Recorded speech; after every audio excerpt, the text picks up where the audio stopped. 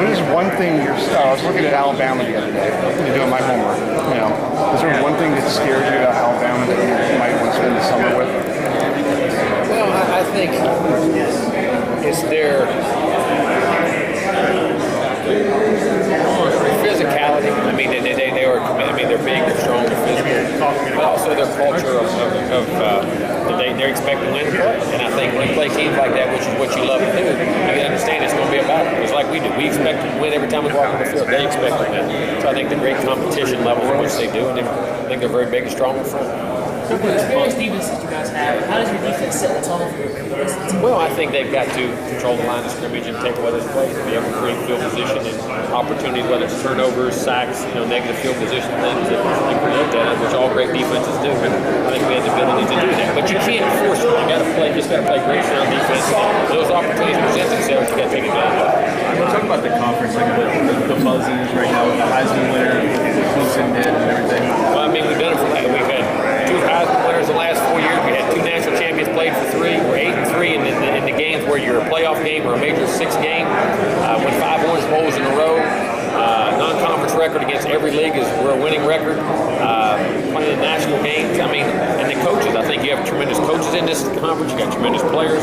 I think all the way across the board. I think it's developed. I think right now we're the best conference in football. Coach, you've always been a quarterback guy. You played quarterback. How important has quarterback play been to the success of the game? Oh, and look at it. I mean, you're talking about not only did we have, they had the Heisman Trophy winner, the runner-up, and they weren't the highest drafted quarterback. You had the number 2 draft pick in the whole draft that came along with it. And then you still had Brad Kye. You still had DeAndre Francois. You still have the guy at NC State. That young man's going to be one heck of a player. The quarterback at Virginia Tech had a heck of a year.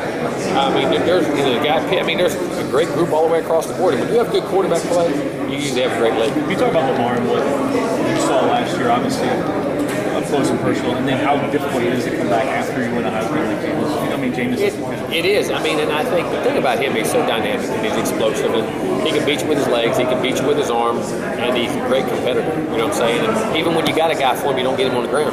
You know what I'm saying? That makes it pretty unique. But at the same time, man, he can throw a football. He can throw it down the field. And Bobby definitely knows what he's doing, calling plays and doing things. They've got a great system.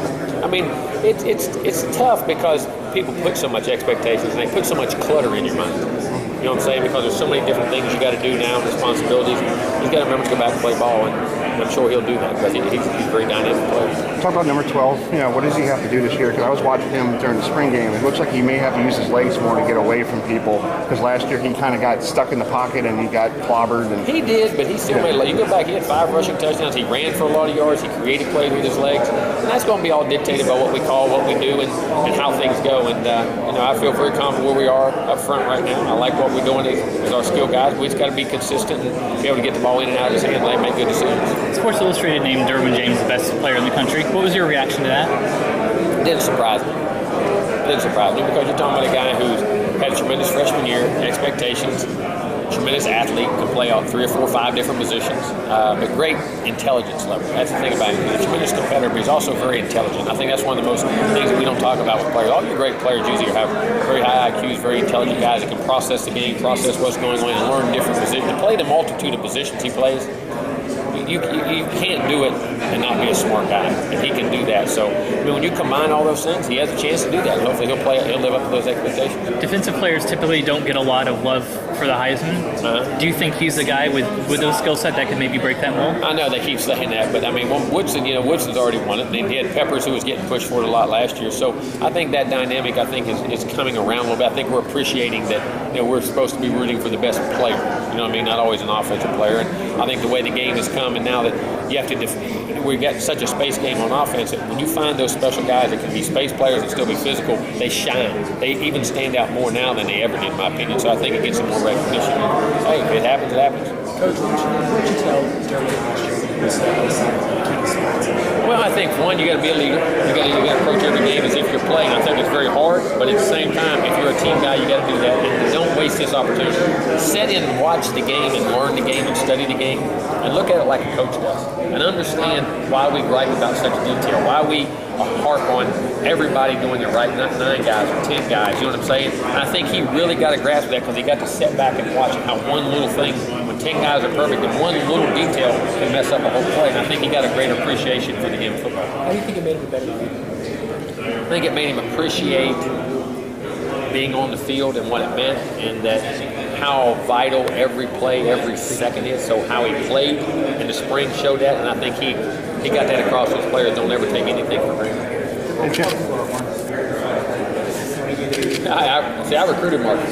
See, I signed Mark. He's a great player. Great guy.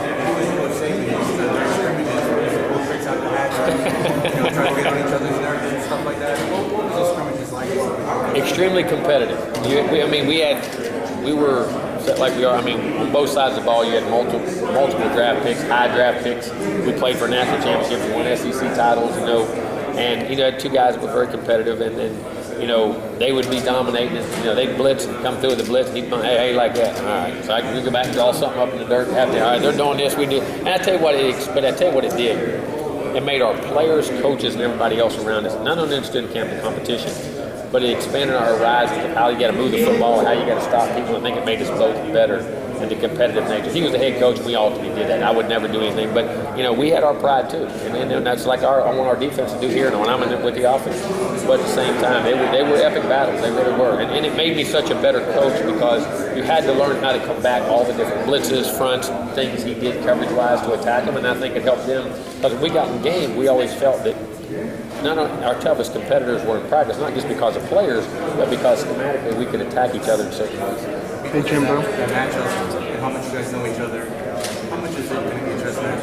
Oh, it's always going to be a chess match, but we've changed a lot since. That's been a long time ago. But, philosophically, I think is where we're still very similar. In how we look at teams, how we look at the game, you know what I'm saying, and how we approach things, I think, from that standpoint. But I think schematically, little things change, and you got to look on film at what they're doing. But they're not only have tremendous players, tremendous tradition, tremendous history. I mean, they're going to be coaches. He's as good a coach as been in college football maybe ever. You know what I'm saying? And one of the great ones today.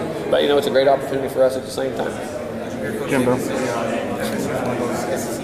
Yeah. Somebody did tell me that. I think he didn't mean it like that. I think he meant it in how we structure teams. That we still believe in size makes a difference. Size, and then you have to have your dynamic playmakers in your air guys. But at the same time, you have to have a certain level of physicality, and defense is the key to everything. You got to be great in special teams. You got to be great in that, and I think that's what he did. So they built like an ACC team. Is that what y'all want me to say? But at the same time, no, he didn't mean it like that. But I think philosophically, we look at the game very similar of how we recruit, and that because we're head-to-head battles so many times in recruiting and things, and I think our philosophies are very similar. Jimbo, talk about the coaches in the state of Florida. You got Kiffin, you got Butch Davis back down there, and just talk about the coaches in the state of Florida and how the. Well, it's always been tough. I don't mean this in any different way. I just worry about Florida State. I can't worry about Butch. I can't worry about Lane. I can't worry about the guys at Florida, Miami. We control what we control, just like we tell the players, and we do what we do, and we'll get our players. But there's a lot of good ones down there. Charlie and all those guys they're all over. Scott Frost does a great job at UCF. there's coaches everywhere, and it's a state that's full of players. Last season, you get pushed by NC State. You see Lamar win the Heisman Trophy, and yet Clemson wins the national championship. This year, you guys have all you guys that you have coming back. Do you see the gap between yourselves and Clemson and the rest of the division closing, or is it still immense? No, well, think of this. All right, NC State could beat us. They could have beat Clemson. They're a 33-yard field goal for beating them. Wake Forest plays. Wake Forest has got Louisville all the way to the end. They played us tough as nails. This team was dynamic. You go across top to Miami. Miami had 9 guys drafted. And think about it. They had 9 guys drafted. More. That's over twice of what we had. Pitt had the dynamic backs. Virginia Tech is 10-4, and they played Clemson's tail off in the ACC championship game. North Carolina had. They upset us and beat us. Trubisky. We're talking about the Heisman Trophy winner and the runner-up for the Heisman, and they weren't the draft guys who were drafted. Trubisky was picked second in the draft. I think this league is great across the bottom, and it's not me just saying it because I'm in the ACC. Look at the facts. You're 8-3 in games that were Power 6 games or playoff games. Your non-conference record against them. You're 9-3 in bowl games. You had 11 teams with winning records. We play more non-conference Power 5 teams than anybody. And I'm not trying to, but it's just those are the facts that are out there. And this league from top to bottom. Then when you include what you don't realize, the travel in this league. You're going from Miami to Syracuse. You're talking about travel makes a difference when you put in the times you play, when you get in, all that stuff. Why do you think West Coast teams, when they go coast to coast, they don't play? Now, we're not traveling time zones, but we're going long distances, and you're talking about college guys. All that stuff makes a difference. And the coach, you got 6 coaches I mean, see me a stat the other day said it to me, or today, 6 coaches in the top 20 winning percentage of all time have been 5 or some. I don't know what it was. I mean, coaching is great. I think it's great across the board. I think it's definitely. I think this is a heck of a league. You talked about the big area that this league kind of encompasses. The SEC, you mentioned the SEC kind of has a style. It's big, it's physical. It's very, very similar across the league. Is that one of the challenges of coaching in the ACC? Is that there seem to be so many different styles? I think there is so many different styles and styles and different types of and a number of great quarterbacks. We've had tremendous quarterbacks in this league for quite a while. I think that's one of the things that makes it very dynamic too. When you play against another great quarterback, I don't care, man. It makes it tough. What's the most pregame hype you remember for a regular season game that you've coached in? And I assume this is going to surpass it, but can you remember one that was even close to this? Yeah, we had a couple when I was at LSU. We played Alabama, played Auburn. Sometimes we were undefeated. National championship games. SEC title game one year with Tennessee. Here, Clemson game in 2013 was really, we were both top 5. Remember, was really hyped up. I think across the board, 12, 13, 14, probably so. I mean, when you really look at it, I mean, this game here, you'll be hyped as much as anybody, especially for and plus you got all year, all off season to do it in. You know what I'm saying? I mean, it's going to be the highest 2 ranked teams ever played in a college football opener, and the last 7 years, it's the 2 winningest teams in college football. I mean, so when you take all those things into consideration, it's going to be. When you heard the deal was signed, whenever that was a couple of years ago, a little laugh to yourself, like, oh boy, that's going to be a big one. Well, no, they were after us to do it, and I agreed to do it. I remember when I said we were going to do it, and I wanted to do it. And I said at first we couldn't get the schedule right, and I said, and plus we were there for years, so we wanted to make sure we're getting our players and what we wanted there, and we agreed to do it. I thought it'd be good for college football, and it was an opportunity for us to do it. And I love the competition. We'll find out now. I think with us, people don't realize us doing. They say, well, Alabama does every year, but do those guys all go play Florida? They go play another big non-conference. You don't look at it because it's a rivalry, and that's the thing we got to understand too. I mean, those things are great to have, not all the time, but they're good to have a bunch because our league has changed. I mean, it's as good a league as in ball. So playing non-conference games, you got to be careful. But hey, I'm looking forward to it. It's going to be fun. You guys returned 20 starters from last year, and I believe you guys have 3 seniors at linebacker. How important is that continuity and experience for a team like yours throughout the season?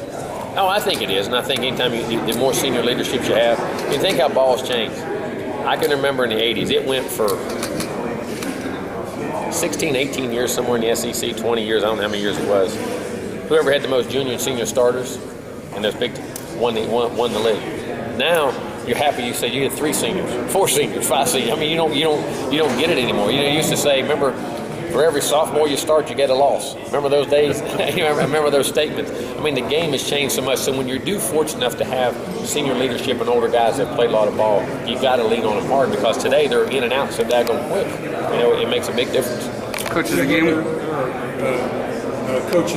Most coaches didn't grow up in a time when social media was a big deal. How long did it take you to come to grips with how important it is in the recruiting aspect, and how important do you think it is? Oh, it's huge because it's the way the world communicates. It's the way the world talks. It's the way the world does things. I mean, I think there's a lot of good to it, and I think it's also detrimental, especially in recruiting when you're talking about kids that are anywhere from 15 to 18 years old into things that can go on and in and out of it. But it's here to stay. It's not going anywhere, and you have to come to grips with it. We come to it very quickly. How much do you